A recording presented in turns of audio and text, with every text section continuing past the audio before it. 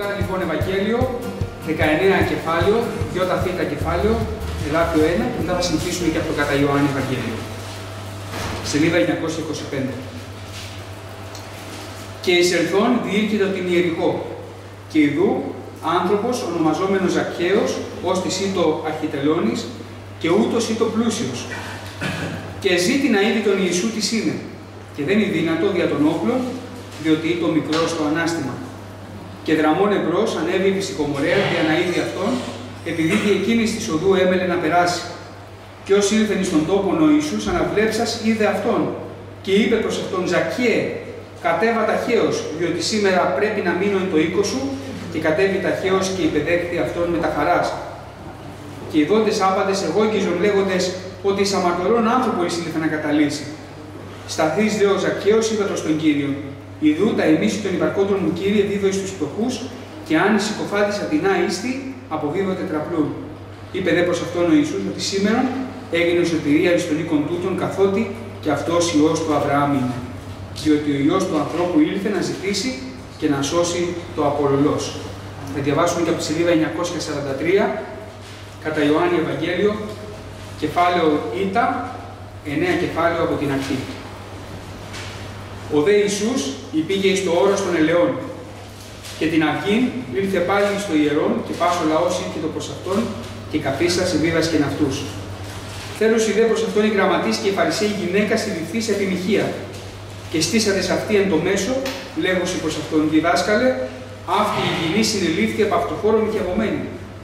Εν δε τον νόμο Μωυσής προσέταξε ημάς να λιθοβολώνται αιτί αύτε. Συ λοιπόν τι λέγεις?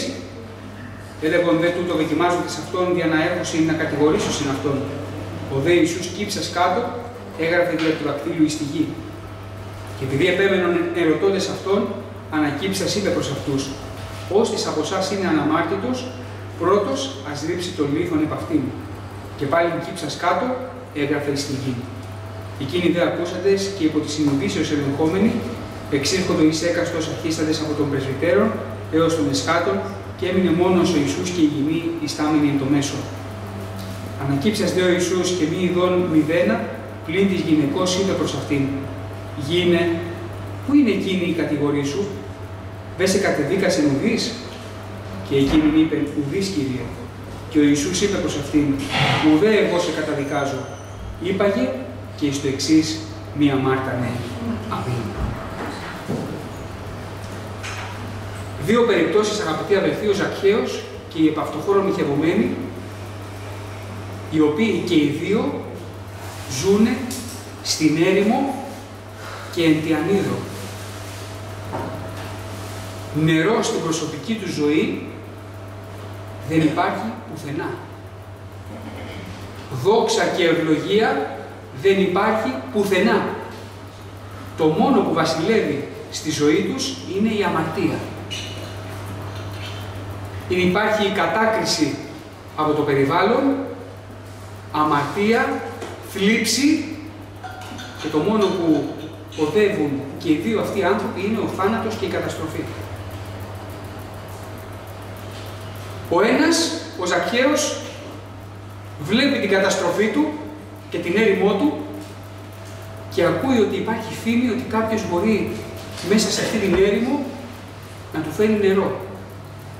Και μαθαίνει ότι ο Ιησούς περνάει από την Ιεριχώ. Και τρέχει να πάει να τον δει ποιος είναι. Έχει ακούσει πολλά. Έχει δει πολλά. Και παρόλο τον πλούτο, παρόλο που είναι αρχηγός των τελωνών, αρχιτελώνης, τρέχει, και επειδή ήταν και κοντός, λέει ο λόγος του Θεού στο ανάστημα, ήθελε να πάει να συναντήσει τον Χριστό, να τον δει. Ποιος είναι αυτός ο Ιησούς? Τι είναι αυτός ο Ιησούς και τι μπορεί να κάνει στη δική μου την έρημο? Μα όλοι με ξέρουν αμαρτωλό. Όλοι με ξέρουν αρχιτελώνη, που πρέπει να πάω να εισπράξω τους φόρους. Και μάλιστα από πολλούς θα τους εισπράξω και με αδικία, για να γίνω εγώ πιο πλούσιος. Και παρόλο την κατάστασή του αυτή, ανεβαίνει εκεί πάνω στη σικομουριά για να δει τον Κύριο που θα περάσει από κάτω. Και αδελφοί αγαπητοί, ο άνθρωπος ο οποίος θα εξητήσει τον Χριστό, ο Κύριος μέσα σε αυτόν τον όχλο αυτό που θα κοιτάξει είναι πάνω σε εκείνο το δέντρο. Δεν κοιτάει τα πλήθη γύρω του, αλλά κοιτάει αυτόν που έχει πάει πραγματικά γιατί θέλει τον Ιησού να εργαστεί στη ζωή του. Και καθώς περνάει κάτω από το Ζακχαίο, του λέει: Ζακχαίο, έλα, κατέβα. Σήμερα θα έρθω και θα φάω μαζί σου. Δεν μας λέει ο Λόγος του Θεού τι συζητήθηκε σε εκείνο το τραπέζι. Δεν μας λέει ο Λόγος του Θεού τι είπανε, αν ο Ζακχαίος έφερε αντιρρήσεις. Τίποτα δεν μας λέει ο Λόγος του Θεού. Αλλά μας λέει, αδερφοί, την ουσία της επισκέψεως του Χριστού. Και καθώς σήμερα, αγαπητοί αδελφοί, ο Ιησούς Χριστός περνάει, θέλει να φέρει αποτέλεσμα στην προσωπική μας ζωή. Θέλει να μεταβάλει τις ισορροπίες που είχαμε μέχρι σήμερα. Θέλει να αλλάξει το περπάτημά μας. Θέλει να φέρει νερό και ευλογία στη ζωή μας. Θέλει να φέρει αλλαγές στη ζωή μας. Αλλά για να φέρει αυτές τις αλλαγές, αγαπητοί αδελφοί, πρέπει όπως ο Ζακχαίος ο άνθρωπος να πάρει αλλαγή στη ζωή του. Και ενώ τελείωσε αυτό το δείπνο που είχε ο Ιησούς με τον Ζακχαίο, ο Ζακχαίος λέγει: Κύριε, νέα πράγματα. Ιδού, Κύριε, τα ημίση των υπαρχόντων μου, τα μισά από τα υπάρχοντά μου, τα δίνω στους φτωχούς. Και αν κάποιον τον συκοφάντησα και αν κάποιον τον έβλαψα, του το αποδίδω στο τετραπλούν. Γιατί έγινε σωτηρία στην καρδιά μου. Κατάλαβε πλέον ο Ζακχαίος, αγαπητοί αδελφοί, ότι τίποτα δεν αξίζει σε αυτή τη γη. Τίποτα. Και ενώ το διάβαζε στον εκκλησιαστή, γιατί ο Σολομών τα έχει γράψει όλα, ότι όλα είναι ματαιώδης ματαιωτήτων. Δεν μπορούσε να το καταλάβει ο Ζακχαίος μέχρι που ο Ιησούς μπήκε στο σπίτι του. Μέχρι που ο Ιησούς άλλαξε την ερημιά του. Μέχρι που ο Ιησούς έφερε καινούργιες ισορροπίες στη ζωή του. Και τότε κατάλαβε ότι μόνο ο Λόγος του Θεού φέρνει αλλαγή στην προσωπική μου ζωή. Ομοίως, η νυχευωμένη αυτή δεν πήγε με τη θέλησή της στον Ιησού. Αυτή δεν πήγε επειδή άκουσε ότι ο Ιησούς περνάει. Δεν ήταν επιλογή της να πάει στον Κύριο. Αλλά όμως, αγαπητοί αδελφοί, η χάρις του Θεού επέτρεψε την αμαρτία αυτής της γυναίκας να φέρει σωτηρία στην προσωπική της ζωή. Και ενώ λέει ο Λόγος του Θεού, ο Κύριος εδίδασκε, τότε την πήραν εκείνη την νυχευωμένη, την πιάσανε ενώ αμάρτανε, ενώ ήταν σε αμαρτία και την πάνε μπροστά στον Κύριο. Και φανταστείτε τώρα τα συναισθήματα αυτής της γυναίκας. Να την πηγαίνουνε, ο όχλος, δεμένη και ξέρει τώρα ότι το τέλος της είναι θάνατος. Ξέρει ποιος είναι ο νόμος. Ξέρει ότι αυτές οι γυναίκες θα πεθάνουν δια λιθοβολισμού. Δεν υπάρχει σωτηρία.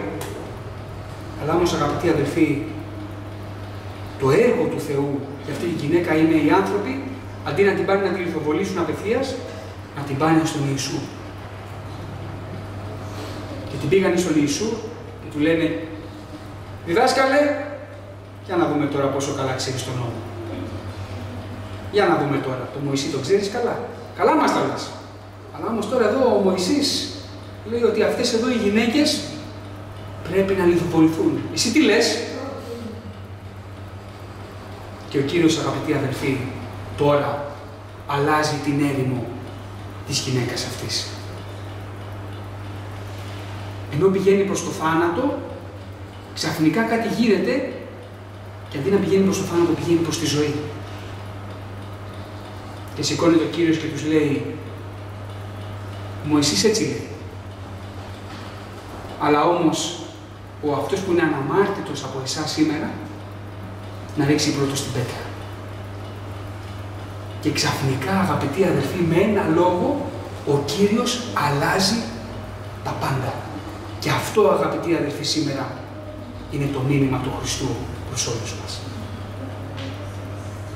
Ένα λόγο μπορεί να πει ο Χριστός και να αλλάξει τα πάντα. Ένα λόγο μπορεί να πει ο Χριστός και να πάρει σήμερα θεραπεία. Ένα λόγο μπορεί να πει ο Χριστός και αυτό που εσύ το βλέπεις σαν βουνό και εμπόδιο μπροστά σου μπορεί να γίνει πεδιάδα. Θυμάστε το λόγο του Κυρίου στο Ζωροβάβελ. Τι είναι αυτό ο Ζωροβάβελ που βλέπεις μπροστά σου? Βουνό, Κύριε. Βουνό. Είναι παιδιάς, λέγει ο Χριστός. Παιδιάδα. Ένα λόγο, αδελφοί, μπορεί να πει ο Χριστός και να αλλάξει τα πάντα στη ζωή μας.